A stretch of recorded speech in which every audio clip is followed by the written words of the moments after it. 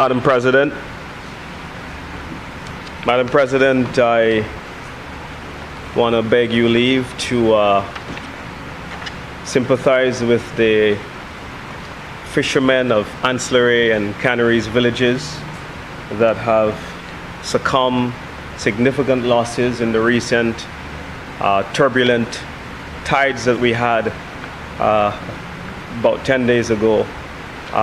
Significant loss of damage to their property, their fishing vessels, engines and boats, which ravished our west coast. And I also want to extend the same sympathy to fishermen elsewhere in our country.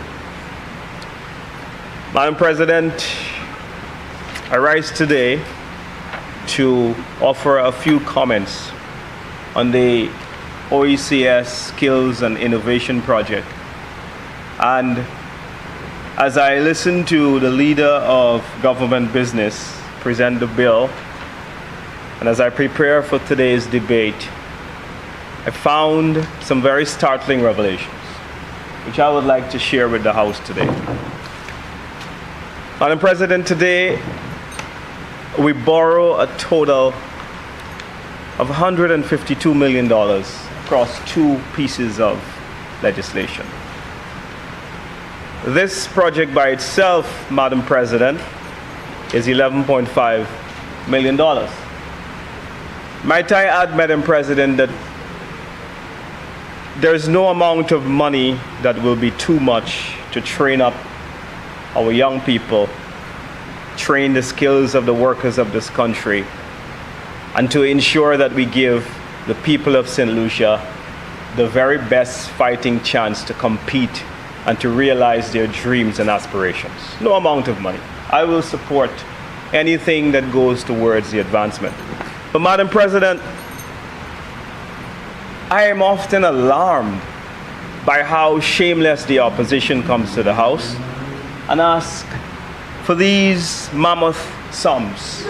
152 million today. The government, sorry. The government. Madam President, you know that the opposition does not have the power to come and borrow. The Minister of Finance, which is the constitutional office that borrows money, resides with the government. But Madam President, whenever I see these large sums of money, I must remind my friends on the opposite side that their ads leading up to the campaign of the last general elections were reckless. And they shamelessly misled the people of Saint Lucia to believe that there was this problem with borrowing. Now, Madam President, the world knows I'm not very good at Creole, but I'll attempt, Madam President, their slogan. They said, Madam President, I think the slogan was Madi Prete. That's right. And so, Madam President, what happened to Madi Prete? 152 million? Now, Madam President, this has actually triggered me to go and look at all of the borrowings for the year. And I'm not going to go into it now. I shall leave that for the subsequent bill. And I know that my colleagues on this side may have done the same level of meticulous analysis as well. But, Madam President, I point this out to say that we are a small country.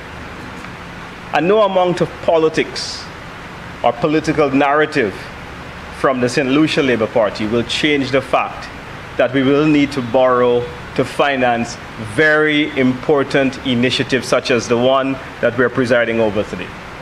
No amount of rhetoric will change that reality because we're a small country with constraints. And so, not because we're in opposition, we will adopt the Madi Prete theme. We will not do that, Madam President. We will understand, but we will also remind the opposition that when the people reject you in the upcoming election, that you too must be responsible in how you speak about the financing of this country. It's a serious matter. Yep. Now, Madam President,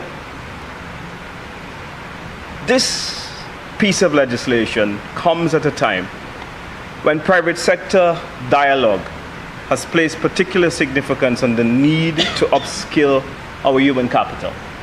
You speak to business people, and the leader of government business is quite right, that the gap between what is required in the job market, in workplaces, and what is taught in our schools, there is a big mismatch.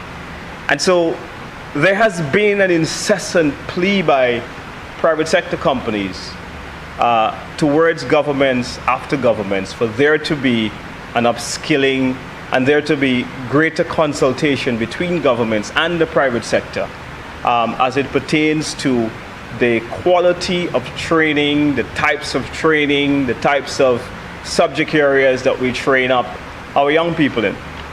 Madam President, I'm not an expert in everything, but I will venture to go into a sector that I know very well.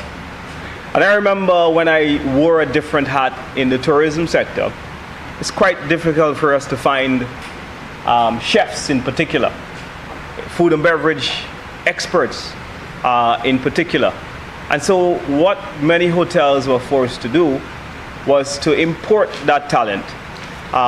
That's quite some years ago, Madam President. You can tell by the recession of hair on my head how long that was.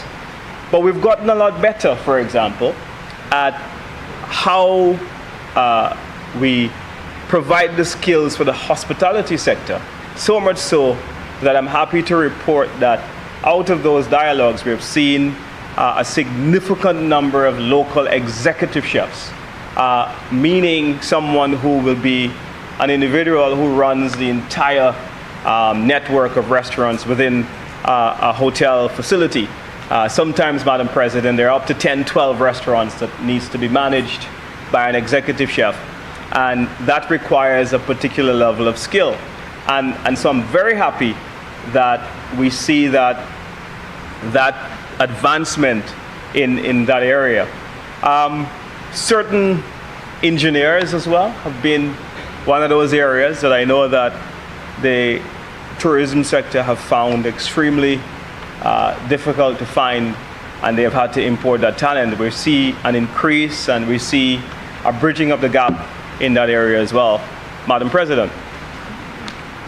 Madam President, I stood here though and I wonder, how did the Universal Secondary School Education Project implemented by the Saint Lucia Labour Party, how did that actually work? What are the results after a couple decades of the SLP's institution of the universal secondary schools in the country?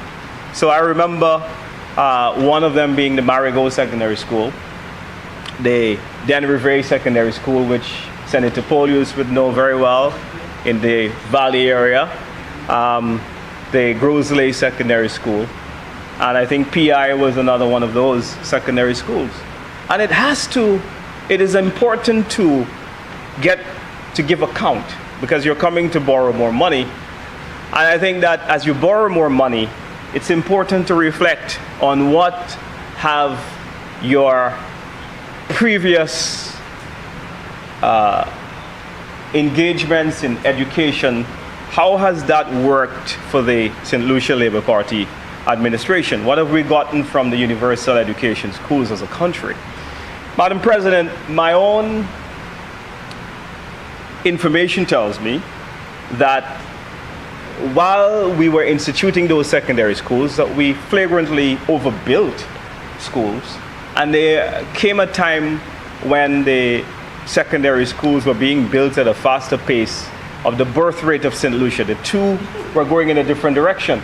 And so we ended up with a lot of empty classrooms as a result.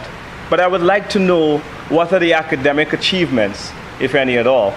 My investigations also reveal, I know that in this house we've got the parliamentary secretary in the Ministry of Education, that the government is planning on transforming a lot of those secondary schools that I've cited into now technical vocational schools. So the question must be asked, whether the 4 technical vocational schools that the government is about to transition from the failed universal secondary education project. Whether those secondary schools are an admission of the Labour Party's failure that your universal secondary education project hasn't quite worked. Because what it did basically, whether you pass your common entrance or it's now called what is it called, educator? Caribbean? CPEA exam. They just allowed people to leave primary school having shown no proclivity for academic prowess, and we now allow them to go into secondary schools. So I have that question, and I will be quite intrigued to hear the answer from the Parliamentary Secretary in the Ministry of Education, who's been in the business for quite some time. Madam President, so the skills jobs mismatch, it's been a chronic problem. In fact, many planners, Madam President, have actually cited this as a big contributor to the high unemployment problem that we persistently face as a country. The leader of government business cited the high levels of youth unemployment rate, and I was quite intrigued by that. And also mentioned as well the reduction in the unemployment rate, even though the Central Statistics Department warned in the Economic and Social Review that no one could compare the previous years to this year's unemployment rate for the mere fact that the methodology has changed. But Madam President, I'll allow the leader of government business to have a bit of leeway. But Madam President, the leader of government business said something interesting.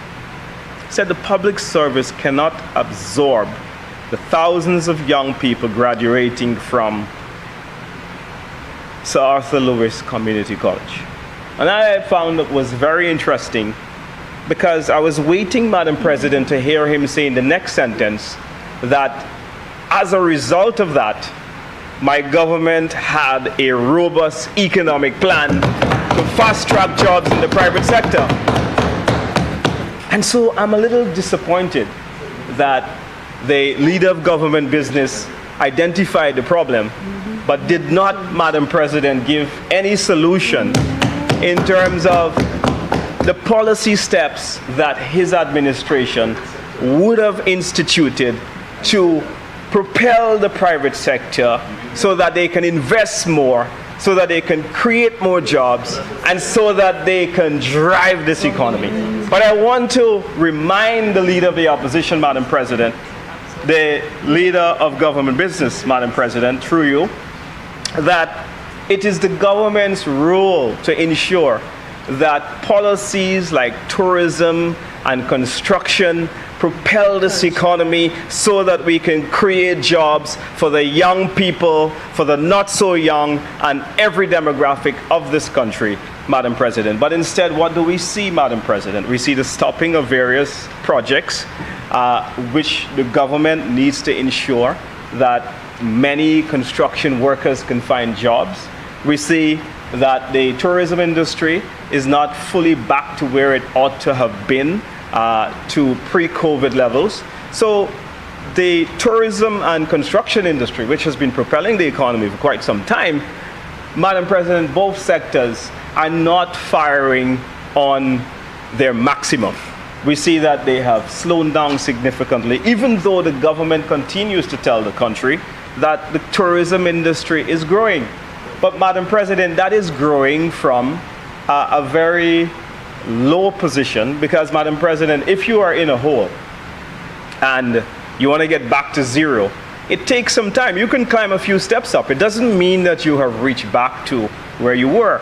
And so there is still a significant way to go, unfortunately, in some of the key economic drivers in this country, so that we can propel jobs for the young people and for all demographics in this country.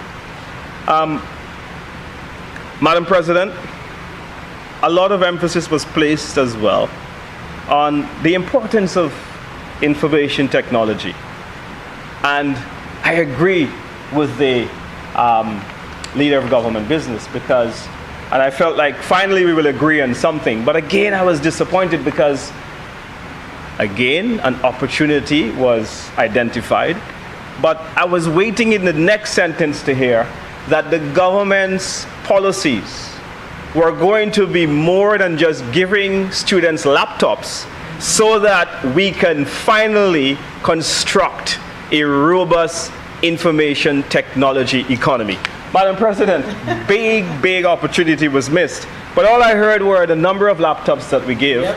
And I want to say to the leader of government business that if our economy is going to be repositioned into making sure that we can be a major participant in the digital economy, which I've seen has transitioned many agrarian economies. Taiwan, for example, comes to mind, Mr. President, and the great work that they have done to transition their economy from being an agricultural economy into an information technology-based economy.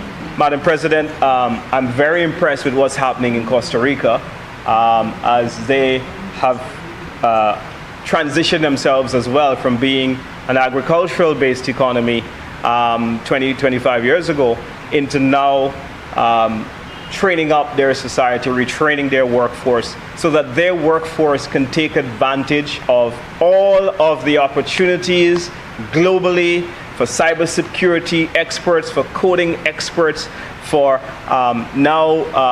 people in artificial intelligence.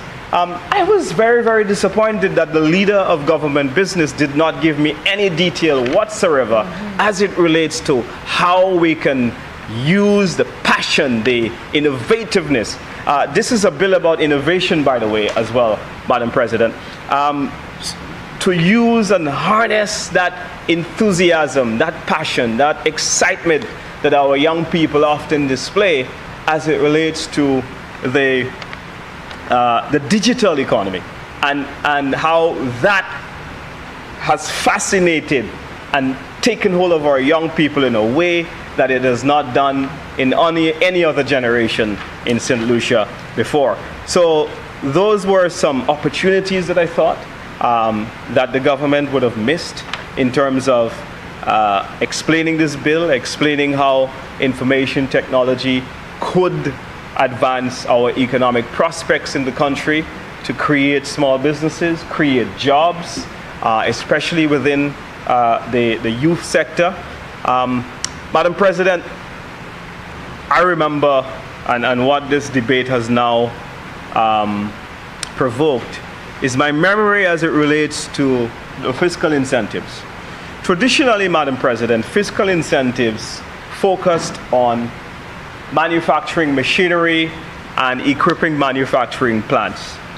And I remember that the former Minister of Commerce and Business and Investment, Honorable Bradley Felix, who's a member of the lower house, had the foresight to come to the House and to change the whole scope of what fiscal incentives would look like. And he envisioned, Madam President, that the information technology sector would have played a significant role in the future economic development of St. Lucia. And he expanded the Fiscal Incentive Act to then allow small business people within the information technology sector to also benefit from concessions or incentives or whatever you want to call it, those tax breaks that tourism and manufacturing companies would have benefit from. Madam President, he went further and he established a $10 million facility for the Small Enterprise Development Unit, where people who wanted to invest in the information technology sector, that they too can benefit from the loans available, concessionary rates that were available for them to set up their own businesses. And I thought that the leader of government business was going to tell us today that his government was going to expand on that and do better than 10 million a year. So, Madam President, believe you me when I tell you that I am disappointed, because here is a great opportunity that the government is missing on this initiative. Madam President, the former administration of the United Workers' Party was excoriated by the leader of government business rather passionately for not being able to reach an agreement with the UWI for a fourth campus in Saint Lucia. Now, we're approaching the dawn of the third year of this administration, and the SLP administration had spoken about this. In fact, they said in their manifesto, and they continue to say in the House, that they are committed to having every child to get a university degree. I'm saying that with that in mind, and with their own strong feelings about the University of the West Indies campus being on St. Lucia, that before the next general elections, I want to see you have the fifth campus for UE in St. Lucia. I want to make sure that this happens. And I'm telling you that if you do it, we will place our vote for the Labour Party. But Madam President,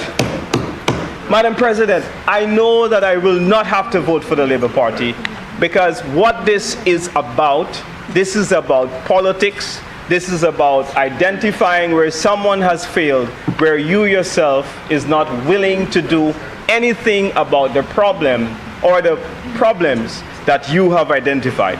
So I would say to the Labour Party government, Madam President, that if they are not serious about university campus on St. Lucia, please stop misleading the people of St. Lucia. Now, there are people in this room, Madam President, because the leader of government business went further to tell us rather proudly, and I'm proud of him, that he's a graduate of the University of the West Indies. And that's really, really good. We have a lot of graduates that have graduated from the University of the West Indies as well. But there are people in this room, and not in the opposition, that have sent their kids away to the United States to study. There's nothing wrong with that, right? So to somehow, Madam President, use this thing that we're proud of Caribbean institutions, and to imply as though the opposition is not proud of Caribbean institutions. The government needs to stop this, Madam President. That really has no place in the debate, because this is a serious debate about the future of our young people in this country. And so whether our young people choose to go to Oxford or Yale or Harvard or MIT, wherever they want to go, Madam President, they should always be left with that choice, because let's be frank, there is no university on the planet, including the University of the West Indies, that can offer every subject area that our children aspire to do.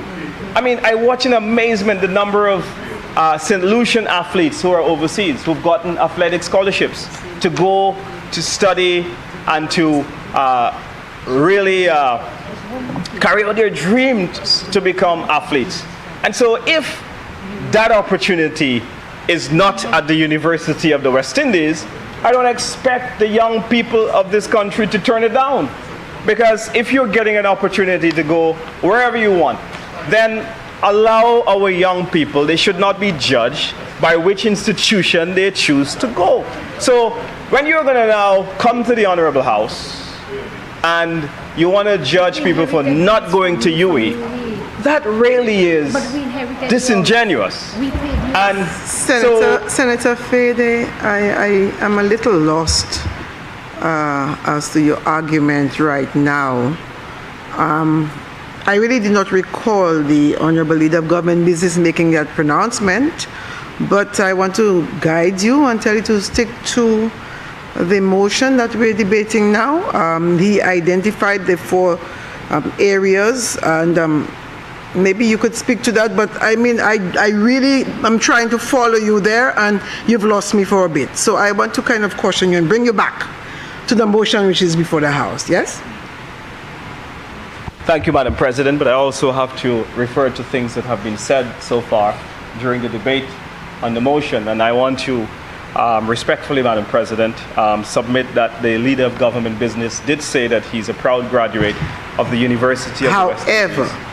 However, he did not infer that people who chose to go to other schools should be battered and all of that. He never inferred that. He only indicated that he was a proud product of the University of the West Indies, etc. But you have gone on the tangent like he inferred other things. So I'm saying, no, he didn't. So please stick to whatever he said and speak to the motion before us. That is my guidance. Very well, Madam President. I thank you very much for your kind guidance.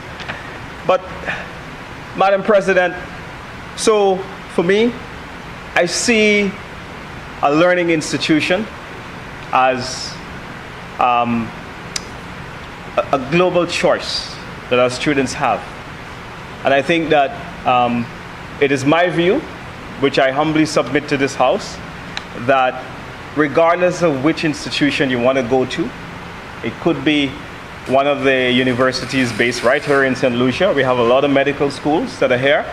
And if you want to pursue your academics in the medical field, then you can pursue that locally if it is your choice.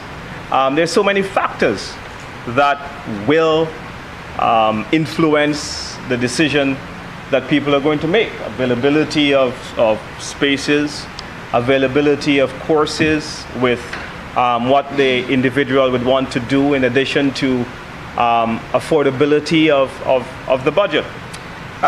It was also mentioned here today about the $22 million. The money is owed by the previous administration. Money is owed by the government to UE. I want to say to the leader of government business that the money is owed to UE didn't just start from 2016 to 2021. That's right. That's right. That again is misleading to submit. Yes. And so, Madam President, this money accumulated over time. And if you look back at the records, Madam President, you would see that this goes all the way back to even some of the bills back to the early 1990s, as far back as that. And so, Madam President, institutions, governments, the government of Saint Lucia, regardless of administration, has had particular challenges meeting their financial requirements to several institutions. I remember when I was in the press,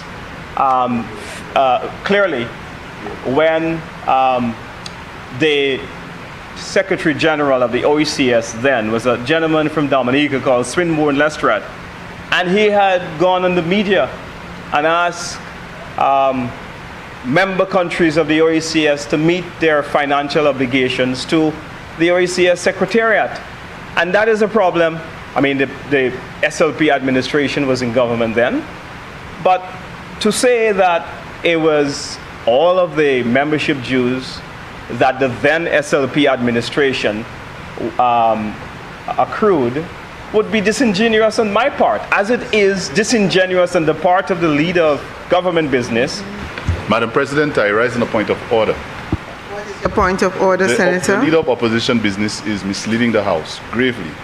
I didn't stand earlier because I realized you interrupted, but now he's going on a tangent to suggest that we're suggesting or we're saying that the government did not honor its commitment and the bill accumulated was because of their government. I have never said that. That was not uttered in this House.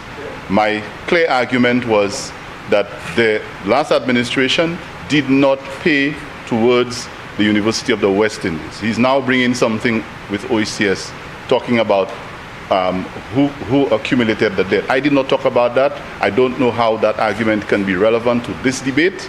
So, Madam President, I think you should be so guided. Thank you, Senator. Leader of Government Business. Senator Fedee, again, like I indicated, the Senator did list the 4 areas, and he did mention debt to the regional institutions, including UE, and please be guided. Please avoid making statements that the Leader of Government Business did not make. I'm guiding you again. Please proceed. Oh, I want to thank you for your guidance, Madam President, and I want to thank the Leader of Government Business for the clarity. I'm very happy that he didn't suggest that the millions owed to the University of the West Indies was a fault of the 2016 to 2021 administration led by Alan Chastney. I think that that's quite important for the record, Madam President. So I want to thank the Leader of Government Business very, very generously for his intervention. Thank you. So, Madam President,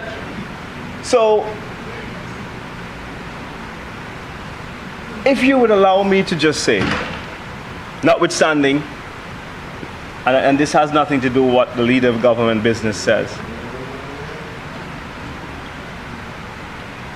$11.5 million, which we're about to borrow here today, is a drop in the bucket of all the things that we need to do in education.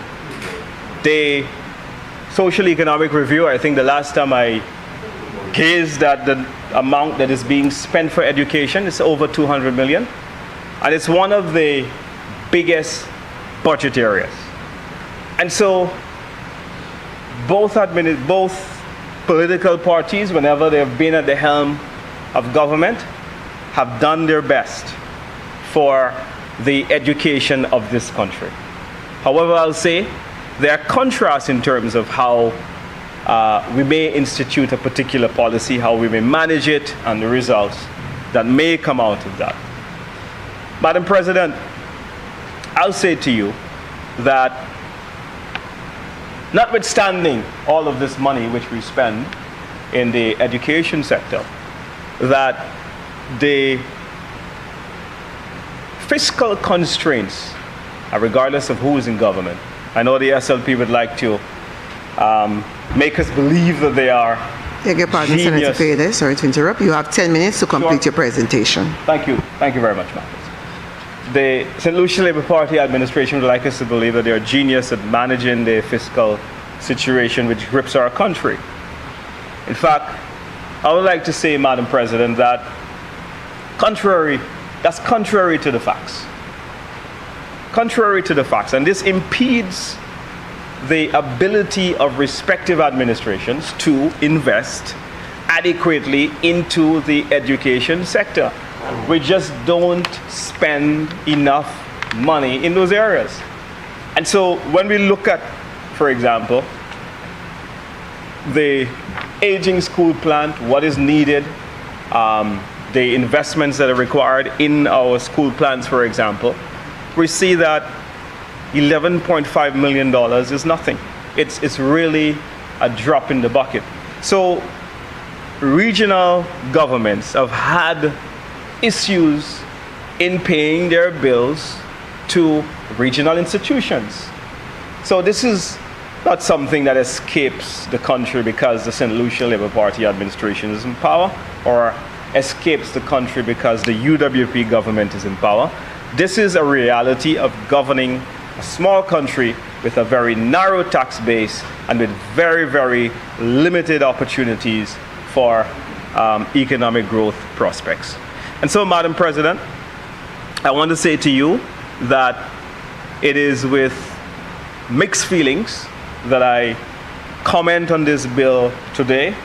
I am largely disappointed in the government's approach to education. My colleague did point out rather eloquently the issue of crime creeping into our schools, and the need for there to be increased school security, and there need to be more innovativeness applied to the management of the education system, and the need to be straightforwardness and more decisive action taken for a speedy and effective implementation of various projects across the skills and education sector. Madam President, I submit this to the House. Thank you very much.